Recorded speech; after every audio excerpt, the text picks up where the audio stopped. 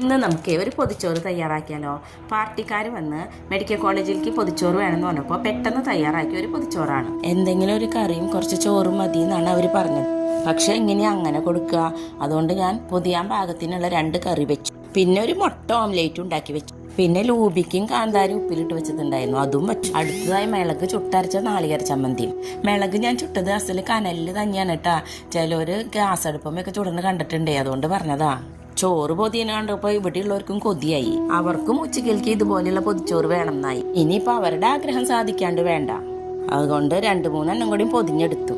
എല്ലാ പൊതിച്ചോറിന്റെയും പാക്കിങ് ഞാൻ അതിൽ കാണിച്ചിട്ടില്ല കേട്ടാ, വീഡിയോ എടുത്തിട്ടില്ല. ഇവിടെ ഉള്ളവർക്കും പൊതിച്ചോറ് ഉണ്ടാക്കിയെന്ന് കണ്ടപ്പോൾ അവർക്കും സന്തോഷമായി.